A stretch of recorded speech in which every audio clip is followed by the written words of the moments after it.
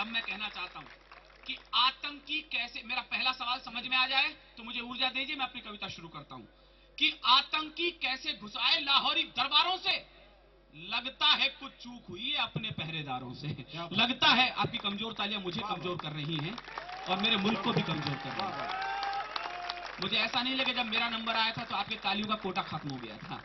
मैं फिर कोशिश करता हूं कि आतंकी कैसे घुस आए लाहौरी दरबारों से, लगता है कुछ चूक हुई है अपने पहरेदारों से, वरना खून नहीं बहता यूं भारत मां के लालों का, वरना खून नहीं बहता यूं भारत मां के लालों का। घर पहले उत्तर दे देते इन सारे भूचालों का, घर पहले उत्तर दे देते इन सारे भूचालों का, घर पहले उत्तर दे देते इन सारे भूचालों का। हम मौन रहे, खामोश रहे, कांटों की पौध लगा बैठे, इस भाईचारे के भ्रम में आधा कश्मीर जला बैठे, इस भाईचारे के भ्रम में आधा कश्मीर जला बैठे। गर हम ही इनकी लाशों को, इशारा समझना शायद मैं आप तक समझा पाऊं, गर हम ही इनकी लाशों को कांधों पर सदा नहीं ढोते, ये लश्कर फश्कर हुजी सब दुनिया में कहीं नहीं होते, ये लश्कर फश्कर हुजी सब दुनिया में कहीं नहीं होते। तो मत कहो पड़ोसी मुल्कों से आतंकी आंधी मंद करो, ये स्वर केवल हिंदुस्तान में विनीत चौहान का है, न मुल्क में सरकार का है, न दुर्भाग्य से कवियों का है। मत कहो पड़ोसी मुल्कों से आतंकी आंधी मंद करो, तुम अपने मिमियाते स्वर को शेरों की तरह बुलंद करो, तुम अपने मिमियाते स्वर को शेरों की तरह बुलंद करो। ये हमले, मैं आपका भी ध्यान चाहता हूं, जो लोग यहां बैठे हैं यदि पहली बार कवि सम्मेलन सुन रहे हैं तो मैं कवि सम्मेलन के बीच बो करके यहां जाना चाहता हूं। तो मत कहो, और पंक्तियां समझना, हमने वर्दी के पैरों में, हमारा एक पुलिस का जवान जाता है, मेरी गंभीरता पर ध्यान चाहता हूं। क्या बात है, वाह वाह वाह। मुझे नहीं पता कल के बच्चे क्या इस देश के बारे में जानते हैं।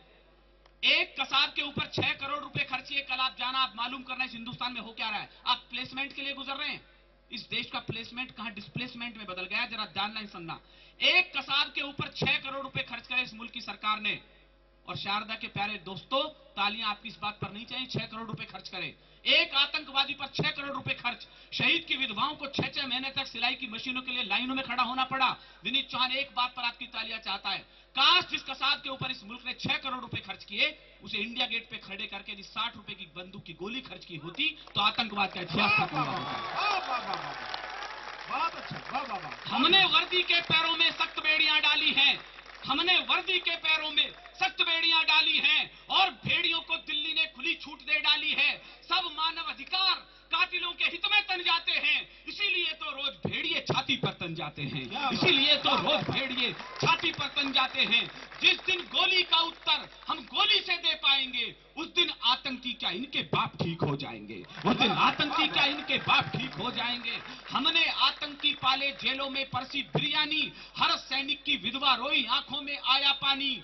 20 खून करके भी वो सब क्षमा दान पा जाते हैं, और शहीदों की कुर्बानी पर मातम छा जाते हैं। उठो नया कानून मांग लो संसद की दीवारों से।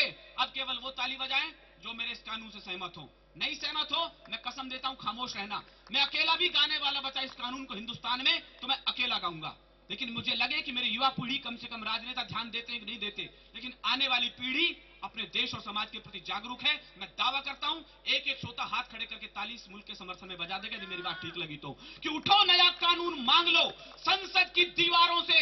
हत्यारों को क्षमादान अब नहीं मिले दरबारों से, इनको सीधा फांसी टांके वीर शहीदों की माएं, या सीने पर गोली मारे बस सैनिक की विधवाएं, या सीने पर गोली मारे बस सैनिक की विधवाएं, या सीने पर गोली मारे बस सैनिक की विधवाएं, या सीने पर गोली मारे बस सैनिक की विधवाएं। जिस दिन ये कानून बनेगा उस दिन आग बुझेगी ये, वरना सीने में ज्वालाएं दुगनी और जलेंगी ये, वरना सीने।